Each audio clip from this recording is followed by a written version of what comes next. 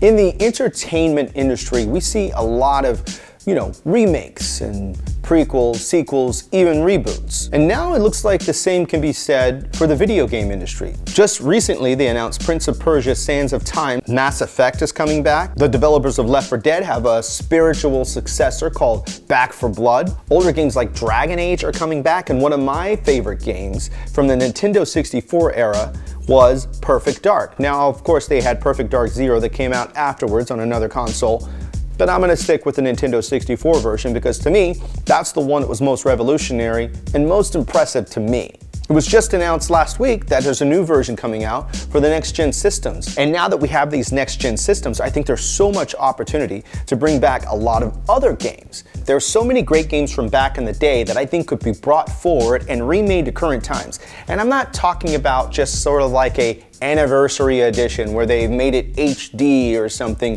for the current system. I mean like a total revamp and modernization of an old game, but in current times. So I want to talk about some games that should be brought back, whether they're rebooted or just completely redesigned. I don't want a remaster. I want a new version of old games. I remember the very first game that I got. The very first gaming system that I ever got was Atari 2600. Now the system that I got came with a cartridge.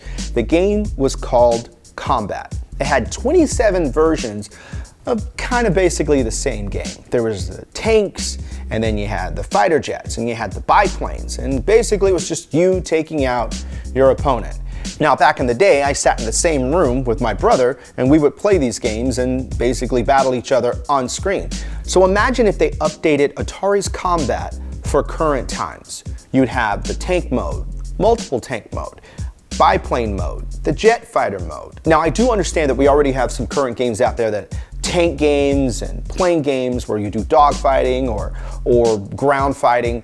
But what if we did have an online version of Combat that had all these multiple different modes that you could fight in all in one game? You want to do planes? Do planes. You want to do tanks? Do tanks. You want to do biplanes? Do biplanes. All in one game, and it's online. Or you could get your friends together and form your own team and go into battle, choosing whatever mode you want. The idea that you could be online playing on something like Xbox Live with your friends, and you can jump from tanks to biplanes to jets or whatever else they decide to throw in. Now there was actually a sequel for Combat that was announced in 1982, and it was going to be released, but there was a huge video game crash. If you learn anything about video gaming history, you'll learn that the early 80s, there was a time where the outlook for the video game industry did not look very good. So the crash caused the game to be canceled altogether.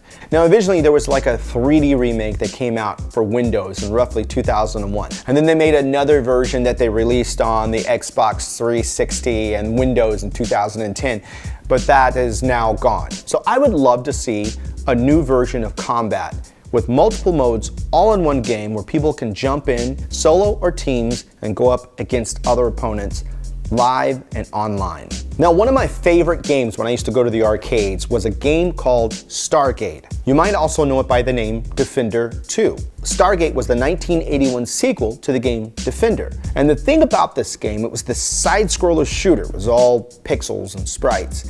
Basically, you had to fight these aliens that were going down and abducting people from the planet's surface. You would shoot the enemy, try to catch the person before they fell, and drop them down safely. This was a very, very, very popular game. I wasn't very good at it, but I loved playing it. I loved the sounds, the effects, especially the way the laser sounded when you shot. There were other sound effects in the game that I just always loved. One of my favorite producers, DJ Premier, uses those sounds to cover up bad words in the clean versions of his productions. As a matter of fact, in 2002, there was a 3D remake of the game Defender that was released for Xbox, GameCube, and PlayStation 2. And while I think it was a good start, I really feel like there could have been more done. And maybe it could even spark some new ideas and maybe some new writing for other golden age video games like Defender. Now let's talk about some racing games that they should bring back. Some of my favorite games are racing games. Need for Speed Hot Pursuit came out on GameCube. I could not play that game enough. Project Gotham Racing 4 on Xbox 360, couldn't play it enough. And I completely love Forza Horizon. But let's go back You might remember a futuristic racing game by the name of FZero. It was an absolutely electric game that was created by Nintendo. FZero was originally released on the Super Nintendo and then came FZero X. Now my favorite one was FZero GX, which came out on the GameCube. My friends would come over and we would play that game for hours. And why there hasn't been a new version of that, I'm not sure. I'm not sure if it's a competition thing, or maybe they're worried about other games, or they think people aren't interested in it. But I really feel that FZero, again, in this time of fast internet speeds, online play, it's a perfect time to bring a game back like that. What would we call it? FZero 3000? FZero 4000? I don't know. I want to see an FZero game. It would be great to bring that game back, get all your friends together, get online, and just race. Racing and opening up cars and power-ups. Imagine what the tracks would look like on these next-gen systems. Plus, who doesn't want to race as Captain Falcon? I know I do. Now, another racer that they should be bringing back, and I don't mean a remaster. Don't give me a remaster. I don't want an HD remaster. I want a remake. And that is the pod racing game Star Wars Episode 1 Racer. And yes, I know they remade it into an HD version, but making something widescreen does not make it better. I've seen the graphics for this, and this still looks like it was from the Nintendo 64. It's time to update this game for the new gen consoles. I mean, have you played Forza Horizon 4? It can be done. Look at the environments. Look at all the things that they're doing in Forza Horizon 4. And imagine them applying that kind of technology, design, modeling, and building in Star Wars Episode 1 Racer. Come on. Just the sound effects alone. I mean, who doesn't want to hear that awesome rumble of Sebulba's pod racer? And again, common theme here, online play. I'm going to talk about a few more racers as we move along, but another franchise that I really enjoyed playing was SSX. Everybody remembers SSX. It was possibly the absolute best snowboarding racing game ever. Now, I am a big fan of Nintendo, and 1080 was a great game. However, SSX kind of turned it upside down, and it made it so super exciting and so fun, especially when Tricky came out. Now, there have been many versions of SSX, and I think the last version that came out was somewhere after 2010, roughly 2012, on a platform that nobody even plays on anymore. Again, we're in the next gen. We've got the Series X, the Series S, we've got the PlayStation 5, and obviously we've got rumors of a new Nintendo coming out. Let's bring back SSX. I think there would be a lot of people playing it. I know I would. Now, another racing game that I used to really, really like. As a matter of fact, when I first started streaming, I got a wild hair and I decided, you know what? I haven't played this game in a while. I'm gonna stream it. And it just so happens that streaming that game connected me with one of my best friends now, the same guy I do the podcast with, Zeba Games Podcast, DJ Hero. I was playing it one night and it just so happens that he was also playing it. He was looking for somebody to host, and he found that I was randomly playing this game that he was playing.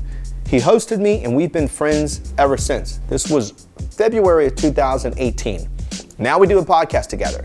The name of that game is Split Second. Now, Split Second was a very, very special game.